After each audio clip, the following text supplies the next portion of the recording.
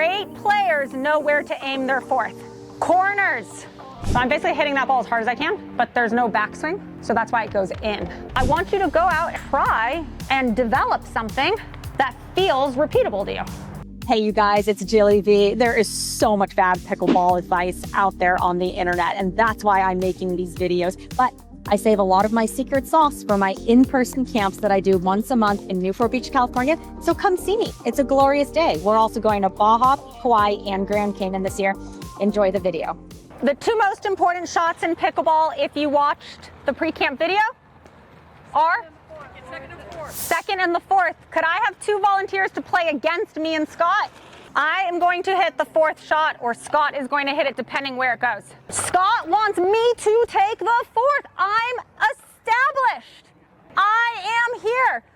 If Scott hits a horrible return, the onus of the next shot lies with me.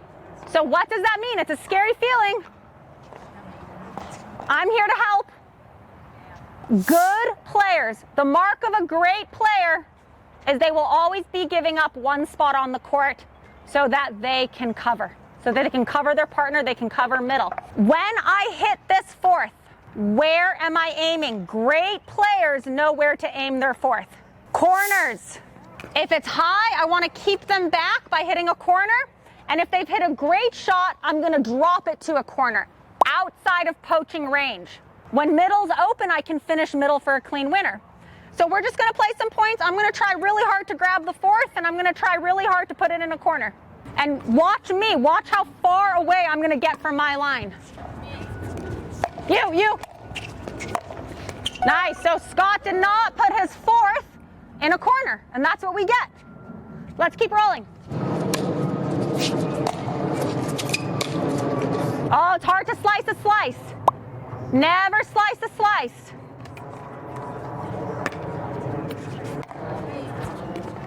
Nice, I'll give her, if she makes that, I say good shot, because I'm going to cover the 90% probability shot.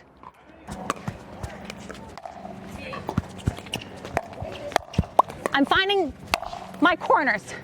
Let's change it up. So where would I return if I really want to have Scott hit the ball? We talked earlier about return middle to the divorce ball, but if I really want my partner who's left-handed to take this ball, where should I return? To mark. I'm forcing my partner to cover line if I return cross court, and I don't want to hit this shot. I want the person who's at the net to hit the shot.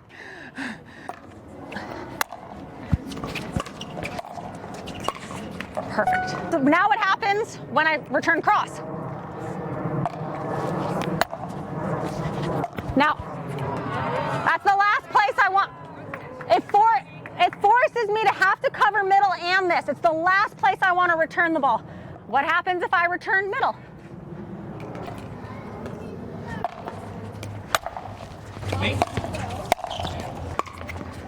Good. So we're looking to hit our fourths in the corners. Now, if they hit a great drop, do you think you could hand feed a drop? Get it to drop? Yeah. This is what we have to do. We have to find a way to calmly put the ball in the corners of the court. This is a concessionary shot. So when we get to the net, if you can try and feed a drop. Yes. So this is me saying, shoot. They hit a good shot. I can't have this poached on me. I'm going to super calmly drop it into a corner of the kitchen out of poach range. They're going to come in. That's okay, but I'm not going to blow this. What about my split step on the fourth? When should I be split stepping? Do you mind serving to me again? How about this? Yell stop when you think I should stop. Okay, everyone yell stop when you think I should stop.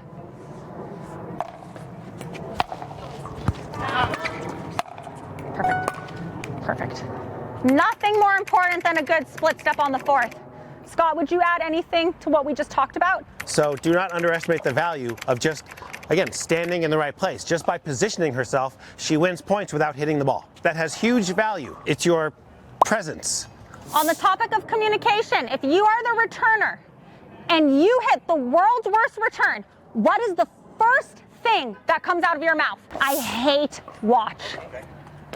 Watch is like you just put your partner in handcuffs. Watch, watch. How about help? That's what we yell. That's what my partner and I yell at each other, help. So you're using communication, using language, which is the wardrobe of our soul.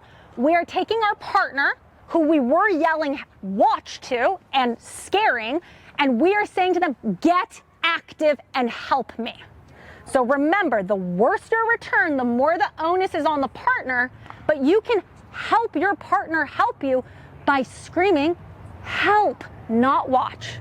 Get them active. I've never said that. I usually say short, and help is better, because short, it's like, okay, my partner knows I hit a bad shot, but it doesn't activate them.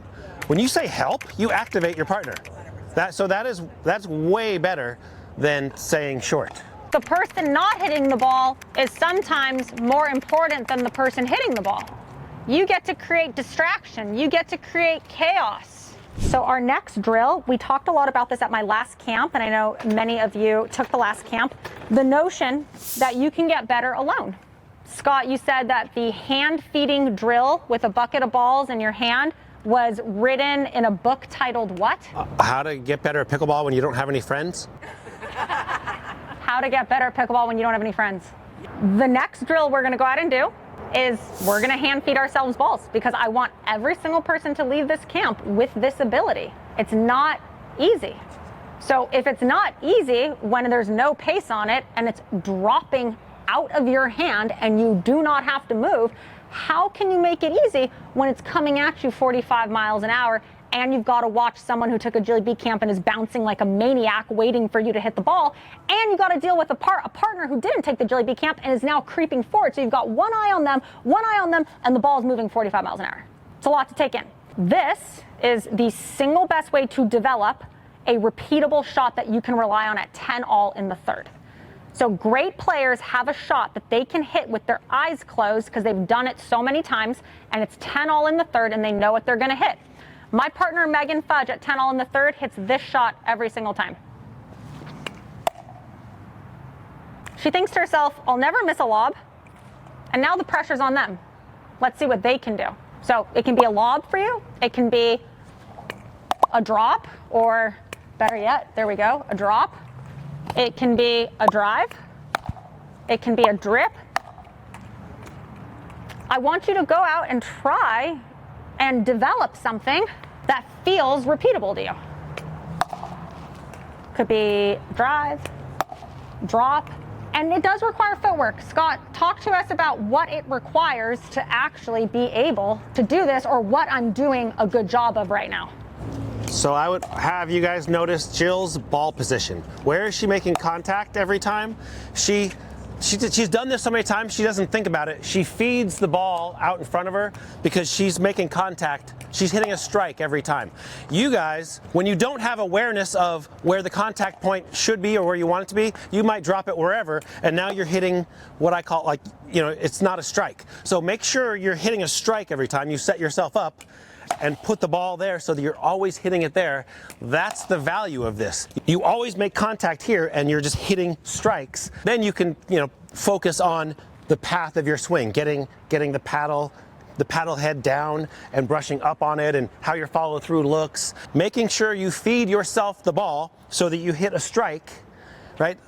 Probably the number one place this will help you is your serve, because the serve, you get to control everything about it, and controlling hitting a strike every time is super important. You're setting yourself up, hit a strike every time, and then kind of go from there on getting the feel of different swings, right? Jill's she's hit through her drive, she's kind of added topspin and rolled, she's done a variety of things, but every single one of them, if you froze at impact, she's probably here just within a small radius every single time she makes contact in the same place.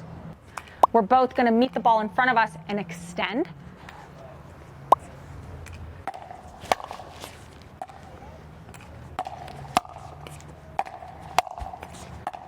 So I'm basically hitting that ball as hard as I can, but there's no backswing, so that's why it goes in. Here's what it doesn't look like.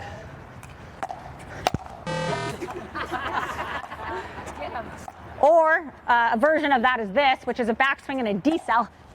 So a backswing and then a deceleration. So we do want to accelerate through this shot. I hope you enjoyed that video. Don't forget to drop in the comments what video you want me to make next, and I hope I see you at my very next camp.